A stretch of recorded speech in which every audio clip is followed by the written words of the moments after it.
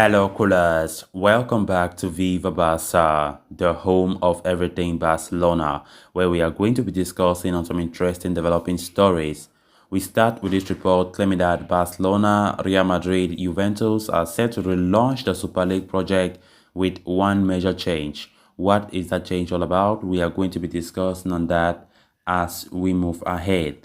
Then, secondly, talking about Napoli defender Koulibaly, which I did spoke about yesterday, reports are still claiming how the Napoli defender himself is keen on a Barcelona move, and the asking price has been set at 40 million euros. We are going to be discussing much on that as well. So guys, as we get right into it, please make sure to subscribe to the channel if you haven't. Give this video a like and make sure to watch the video right up to the very end.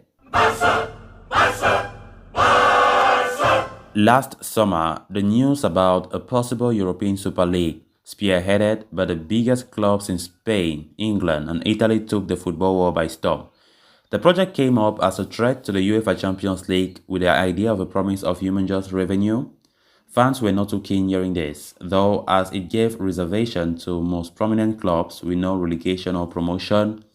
Eventually, all but three clubs pulled out of the project after protests from fans and warnings from UEFA.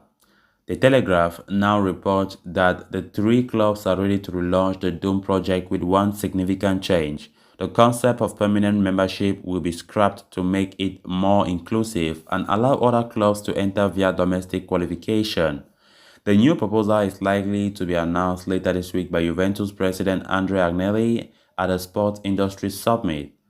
After the initial reaction, it will be interesting to see how the fans and, more importantly, UEFA react to this. This really shows how the three clubs, Real, Barça and Juventus, are still pushing for their objective. They don't care what the fans, they don't care what UEFA is saying, and they still have high ambitions, which personally I think they are not doing the right thing. In Barcelona's case, we have been hearing how Laporta always back his decision in that Super League, saying that the Super League will really help a lot, financially.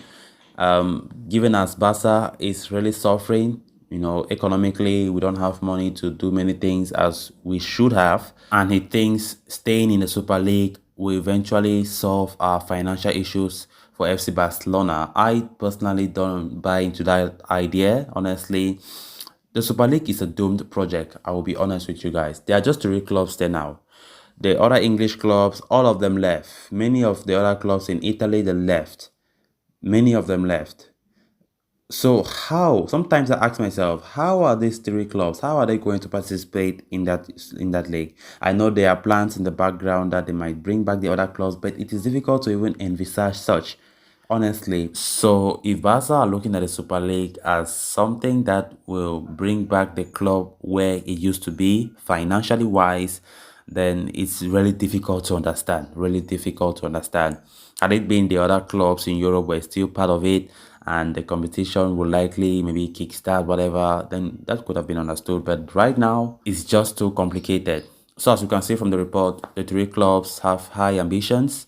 They want to revive the league, the doomed Super League, and they have high ambitions to make it successful. So let's wait and see where all this ends up. Then on to the next story of discussion. According to a report by Sport, Napoli have set a selling price of 40 million euros on Barcelona target Koulibaly. The defender is set to become a free agent in 2023, and the Naples outfit want to maximize the chance of any profit they can make by selling him early.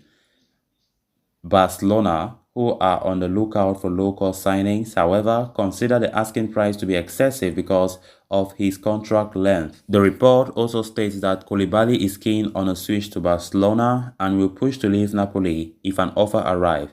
That could give Barcelona room for negotiations, they believe. The Senegalese has consistently been one of the best centre-backs in world football and, spearheads a Napoli side that is defensively one of the best in Europe this season. Koulibaly is also coming off a sensational AFCON campaign during which he kept 3 clean sheets in 5 games. Further, he averaged 1.8 tackles, 1 interception and 2.2 clearances per game, and also assisted the opening goal for Senegal in the semi-finals against Burkina Faso. Why it is clear that Barcelona's biggest priority in the summer is Erling Haaland.